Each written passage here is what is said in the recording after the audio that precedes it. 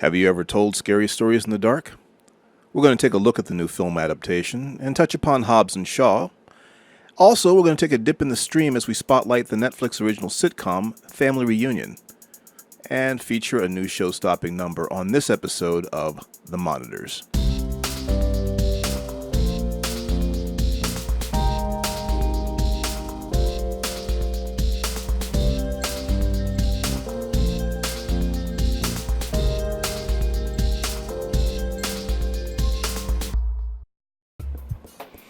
Just a few of the features currently in theaters are Tarantino's latest offering, Once Upon a Time in Hollywood, The Art of Racing the Rain, The Kitchen, and still, The Fast and Furious presents Hobbs and Shaw, which we will pause just a bit to discuss. The Fast and the Furious franchise has had a long and distinguished run, starting out as a street racing movie masquerading as a crime drama to, well, whatever it is now.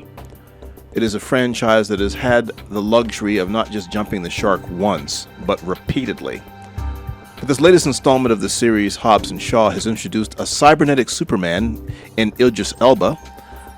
I have to say, for being such a good actor with awesome presence, I feel like Idris Elba is often cast as some pretty generic villains, which is ironic given that Stringer Bell from The Wire was one of the best villains on any screen ever. Brixton, while being superpowered and genetically enhanced, with a really cool, smart motorcycle, which combines to make him a nearly unbeatable badass in a fight, well, he's kind of uninteresting. But you see Hobbs and Shaw to see Hobbs and Shaw. And weirdly, Jason Statham and Dwayne Johnson have great on-screen chemistry. And the best moments of the film are spent watching these two bicker, verbally spar, eventually bond, sort of, and kick ass. And you come to expect from an installment in this franchise some crazy stunt work making for outstanding, unrealistic action. And some nice additions to the cast are Cliff Curtis as Hobbs' estranged brother, Vanessa Kirby, Hattie, as Shaw's estranged sister, and MI6 operative who also gets burned in this story, and a nice appearance from Helen Mirren as Queenie, otherwise known as Mommy Shaw. Splash in some cameos by Kevin Hart and Ryan Reynolds, and you have one of the summer's most entertaining and shallow action films. Hobbs and Shaw is what summer movies are all about. Just pure, mindless entertainment. I enjoyed every second. Recently in the theater, from Guillermo del Toro, Scariest Stories to Tell in the Dark was released, yet another YA book adaptation. The story is set in the late 1960s in a small town with a history. About a generation earlier, there were a large number of disappearances surrounding the Bellows family, and a collection of mysterious stories were left behind by one Sarah Bellows. On Halloween night, a group of friends and a bully venture into an abandoned Bellows home and discover Sarah's book of stories, and as you would guess, the book is taken by, in this case, our heroine, Stella Nichols, played by Zoe Margaret Coletti, and things get dark. People start disappearing, and the book seems to be writing new grim and scary stories all by itself. The cast isn't bad, particularly for not being faces that you would immediately recognize. Coletti is joined by Michael Garza, who plays Ramon Morales, Austin Zajur as the little degenerate Chuck Steinberg, and Gabriel Rush as Augie Hildebrand. Veterans Dean Norris, Lorraine Toussaint, and Gil Bellows join the cast as well. I can't help feeling like Gil Bellows was cast because his name is Bellows. But anyway, the film is scary enough for being PG-13, but it could have pushed the fear factor a little more in some places. Director Andre Overdahl is good at building tension, but it felt like to me that he stopped short at a few times and he could have pushed it really over the edge. You'll probably appreciate the film more if you read the books growing up, as the film references the stories right from the source material. On its own, Scary Stories to Tell in the Dark is a good scary movie for younger audiences who might be a bit too old for Goosebumps, but not ready for I Spit on Your Grave. In the stream, on Netflix earlier this summer, the sitcom Family Reunion dropped. In Netflix's interest now in saving money, they have returned to the 80s-style comedy filmed in front of a studio audience, much like Mr. Iglesias. Family Reunion is about a former professional football player named Mose McKellen, who, after visiting his family in Georgia, decides to move there from Seattle with his wife and 4 children. Until they get on their feet, they're going to stay with his conservative church-going mother and preacher father in his old family home. The show stars Tia Mowry Hardrick as Coco McCallum, Anthony Allaby as Mose, and Loretta Devine as Medea, Mose's mother. The kids are played by Talia Jackson, who plays their oldest rebellious teenage daughter, Jade. The middle boys are Shaka and Maza, played by Isaiah Russell Bailey and Cameron J. Wright, and their youngest, Ami, played by Jordan Rhea James. Thelma Hopkins also has a recurring role as May Bell, and Richard Roundtree, Shaft himself, as Maz's dad. Family Reunion is light and not too terribly filling.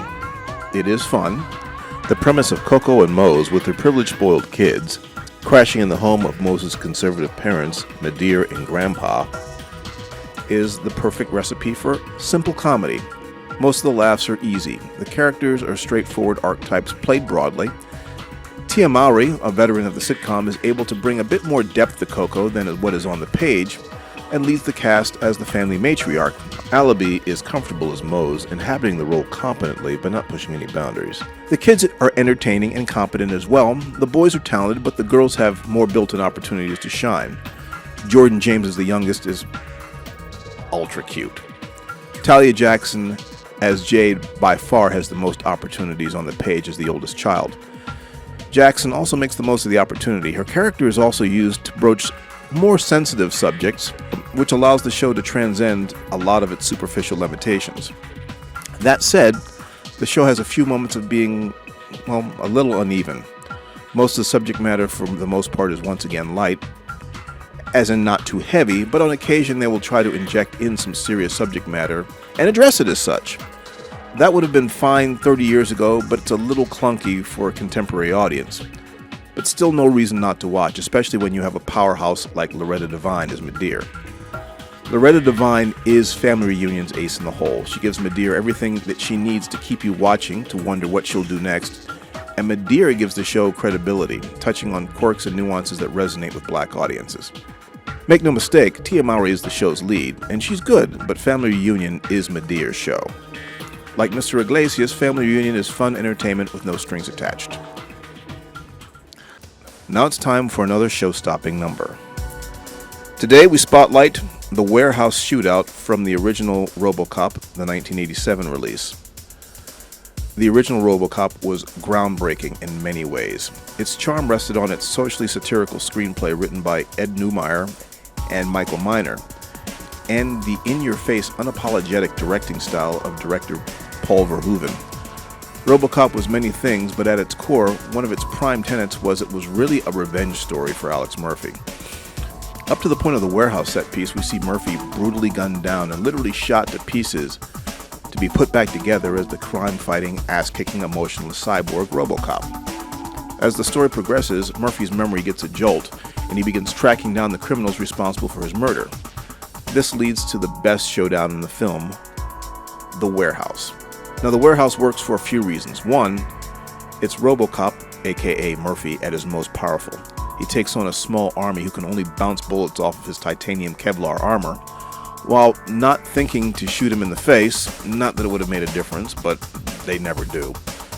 He responds with computer-tracked precision, shots with his Auto 9 that rack up quite the body count, and the scene comes to a close with RoboCop coming face-to-face with the man who put a Desert Eagle round through his dome, Clarence Bodiger.